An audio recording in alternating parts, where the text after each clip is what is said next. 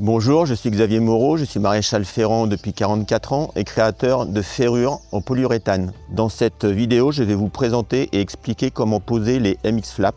Mais pour commencer, je laisse la parole à Sébastien Cor, vétérinaire, qui vous donne son avis sur l'intérêt du choix de cette ferrure pour votre cheval. Bonjour à tous. Donc, quel est l'intérêt de ces flaps là qui ont été inventés par Xavier? Alors, flap, c'est un langage de trotteur. Donc, pour les gens qui ont du trot, ils savent ce que c'est qu'un flap. Mais par contre, pour les gens qui ont des chevaux de selle, qui font du jumping ou du dressage, je pense qu'ils connaissent pas trop tout ça. Donc, si on vient au trotteur, ce qui est intéressant sur un flap, c'est que le cheval ne se défère pas quand il est dehors. Donc, ça, c'est quand même pratique. On met ça sur les jeunes chevaux. Et puis, ça donne du confort. Alors, ça fait longtemps que ça existe, les flaps. On fixe ça avec la partie antérieure du pied, avec un petit fer. Là, ça, Xavier le montrera. Et puis, ce qui est vraiment intéressant dans le flap, c'est que la partie postérieure du pied, qui est le truc qui doit bouger, avec ces systèmes-là, vos talons ils peuvent bouger de manière séparée l'un et l'autre, donc comme un cheval pieds nus. Et puis ils peuvent aussi s'écarter comme ça de manière assez simple. Il y a le passage ici pour la fourchette, donc il n'y a pas de surpression au niveau de la fourchette, donc ça laisse respirer le cheval.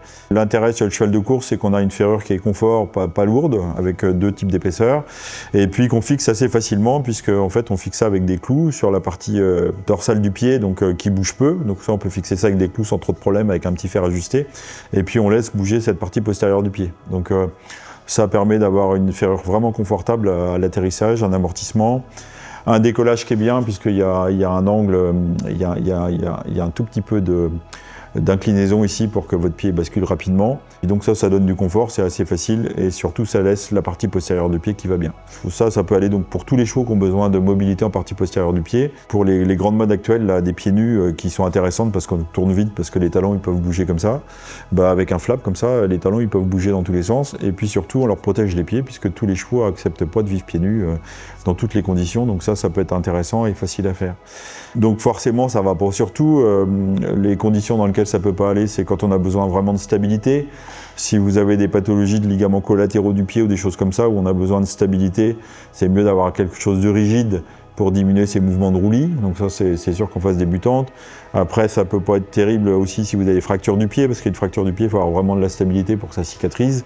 Et puis globalement, l'angle palmaire là, qui est un petit peu augmenté, qui fait 3 degrés, là, c'est quand même assez discret, donc il n'y a pas de contre-indication spécifique par rapport au boulet ni de choses comme ça, puisqu'en fait les 3 degrés, là, ça peut se gérer par rapport à la radio et tout ça. Donc je pense que c'est intéressant d'avoir ça sur le marché, et que le marché ne soit pas limité seulement aux trotteurs, parce que ça peut être une ferrure vraiment confortable sur des chevaux de selle qui ont besoin de mobilité en partie postérieure du pied.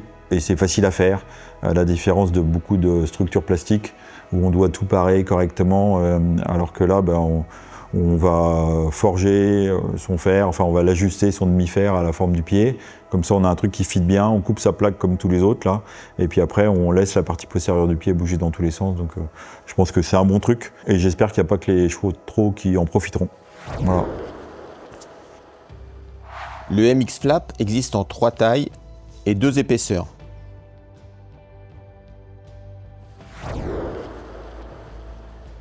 On va maintenant passer à la pose du MX Flap. On va prendre ce cheval-là comme exemple. Il a un angle palmaire négatif de -2 degrés. Donc on va commencer par chercher la ligne de rotation du pied, soit la partie la plus large de son pied, la terminaison des barres, qui correspond à l'axe de l'interphalangienne distale. Pour que, quand je vais placer le MX Flap, on aligne la partie la plus épaisse de la plaque sur cette ligne-là. Donc je repère les barres, je fais glisser mon doigt sur les barres et juste au virage, hop. Donc là, c'est l'axe de rotation du pied où il faut que je fasse arriver la partie la plus large de ma plaque. Là, on va passer au parage, couper de la pince. On va essayer de gagner quelques degrés en faisant un parage uniquement de cette ligne-là à la pince.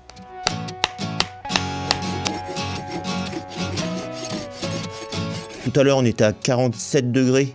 Là, on arrive à un petit 50, 49,5, 50. Donc, on a gagné un peu plus de 2,5 degrés, quoi. Et de la pince jusqu'à cette partie-là, sur le MX, on gagne à peu près 2,5 degrés.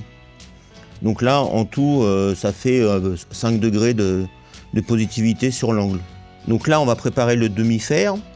Là, on prend les repères de l'endroit où on va couper le fer pour l'adapter sur la plaque. Donc là, je vais le chauffer. Je vais l'ajuster à son pied. Bon, il n'a pas une corne terrible, mais on va y arriver quand même. Et puis après, on le coupe. Donc j'ai conçu le MX Flap avec un arrondi pour renforcer cet endroit-là. Et il faut donc meuler le fer pour que les éponges du fer arrivent en butée. Mon demi-fer est équipé d'un pinçon en pince. Donc je vais faire une encoche pour l'intégrer dans la plaque.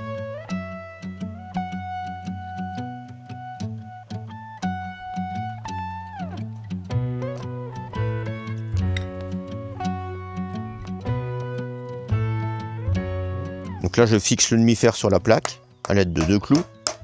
Et là, maintenant, on va découper la plaque autour du demi-fer et tracer pour enlever l'excédent de plaque en laissant bien sûr un petit peu de garniture.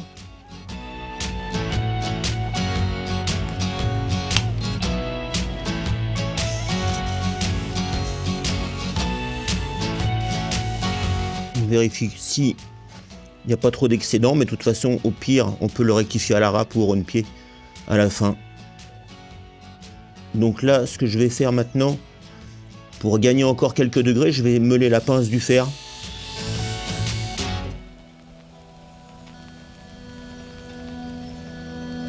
Donc là, on voit bien qu'avec la compensation du fer, plus le meulage de la pince du fer, on a gagné vraiment facilement 3-5 degrés. Hein. Donc là, ça va se répercuter sur le pied. Et là, on va grandement réduire la tension sur le fléchisseur profond.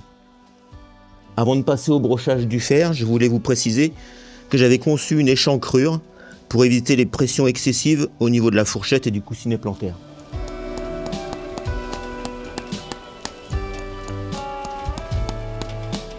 Alors je vous conseille d'effectuer un petit chanfrein sur cette partie-là de la butée pour éviter une pression excessive sur la sole.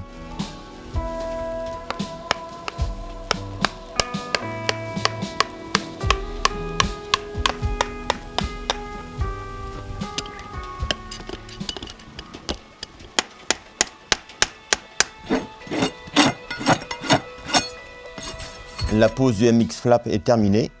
On peut s'apercevoir que la ligne de la couronne a changé d'angularité par rapport à tout à l'heure.